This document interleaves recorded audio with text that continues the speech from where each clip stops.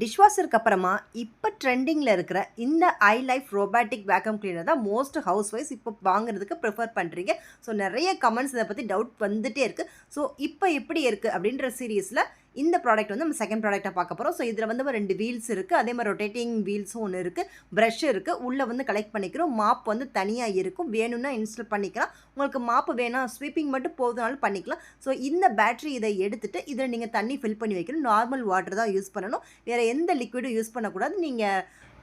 நீங்கள் RO water use பண்ணுறது ரொம்ப நல்லது. ஸோ உப்பு கரை எதுவுமே பிடிக்காது. மாட்டினதுக்கப்புறமா இந்த மாப்பை வந்து இன்ஸ்டால் பண்ணிக்கலாம். ஜஸ்ட் இதை வச்சு ப்ரெஸ் பண்ணிங்கனாலே உள்ளே வந்து மாட்டி வச்சுக்கிறோம். மாப் வந்து வெல்க்ரோவில் தான் இருக்கும். கீழே வந்து பேட்டரி பக்கத்தில் இருக்கிற மாதிரி பார்த்துக்கோங்க. ஸோ அதுக்கப்புறமா அவங்க ஃபோனில் வைஃபையில் மேப் இன்ஸ்டால் பண்ணியிருப்பீங்க. ஆல்ரெடி மேப்பையும் ட்ரா பண்ணி வச்சுருக்கோம். அந்த மேப்பை யூஸ் பண்ணி தான் இது க்ளீன் பண்ணும். இதுக்கு வந்து வைஃபை மஸ்ட்டு. நிறைய பேர் கேட்டிருக்கீங்க.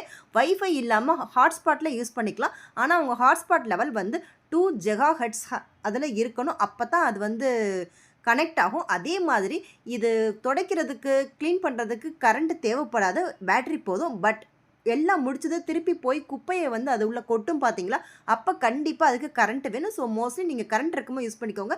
இது எல்லா நூக் அண்ட் கார்னர்ஸ்லையும் போயிடும். இது நீங்கள் உள்ளே போய் எங்கேயும் துடைக்காமல் இருக்கும் அப்படின்னா கவலையே பட வேணாம். நம்ம கூட்டும் போது பார்த்தீங்கன்னா தூசி எல்லாமே நம்ம பறக்கிற மாதிரி ஒரு இடத்துலேருந்து இன்னொரு இடத்த தள்ளுவோம். பட் இது பார்த்தீங்கன்னா அது எல்லாமே உள்ளே ஸ்ட்ரக்ஷன் பண்ணிட்டு போயிடும். நம்ம நார்மலாக வீட்டில் எப்படி மாப் போடுவோமோ அதே மாதிரி ஒய் சைஸ்லேயே இது பண்ணிடும். இந்த ஒய் ஷேப்பில் பண்ணுறதுனால உங்களுக்கு வந்து மாப்பிங் வந்து ரொம்ப பியூராக இருக்குது. வீடும் பார்க்குறதுக்கு உங்களுக்கு நல்லா பளிச்சுன்னு இருக்குது. குழந்தைங்க பெட்ஸ் இருந்துச்சுன்னா இது கம்பல்சரி நீங்கள் வாங்கிக்கலாம். ஸோ அதோட ப்ரைஸ் பார்த்தீங்கன்னா உங்களுக்கு பல வேரியேஷன்ஸில் இருக்குது. டாக் இருக்குது, டாக் இல்லாமல் இருக்குது. ஸோ கூட்டி முடிச்சதுக்கப்புறம் பார்த்தீங்கன்னா டேரெக்டாக அதுவே அந்த ஸ்டேஷனுக்குள்ளே போய் உங்களுக்கு குப்பை எல்லாத்தையுமே அதே கொட்டிடும். ஸோ குப்பை கொட்டுறது, இந்த மாப்போட ஃபங்க்ஷன், இது எல்லாமே உங்களுக்கு தகுந்த மாதிரி நீங்களே செட் பண்ணி வச்சுக்கலாம். நான் பார்த்தீங்கன்னா ஒவ்வொரு தடவையும் முடிச்சதுக்கப்புறம் டஸ்ட்டை வந்து கலெக்ட் பண்ணுற மாதிரி வச்சுருக்கேன். அப்படி உங்களுக்கு முடியலன்னா நீங்கள் 2 to 3 டைம்ஸ் இந்த மாதிரி நீங்கள் வச்சுக்கலாம். ஸோ உங்களுக்கு முடிஞ்சதுக்கப்புறம் சவுண்டு கேளுங்க, இந்த மாதிரி தான் இருக்கும். ஸோ சார்ஜிங் இது எல்லாமே இதில் மஸ்ட். இதோடு சேர்த்து அசசரிஸ் அவங்களே கொடுத்துருவாங்க. அப்படி இல்லைன்னா இதெல்லாம் தேஞ்சு போயிடுச்சுன்னு உங்களுக்கு அதுவே மேப்பில் வந்து இண்டிகேஷன் காட்டும். அப்போ நீங்கள் புதுசு மாற்றிக்கிட்டால் போதும். ஸோ முடிஞ்சதுக்கப்புறம் பார்த்தீங்கன்னா மாப் எல்லாமே இப்படி தான் இருக்கும். ஒரு கொஞ்சம் தண்ணியில் ஒரு ஃபுல் வீடையுமே க்ளீன் பண்ணிடுது.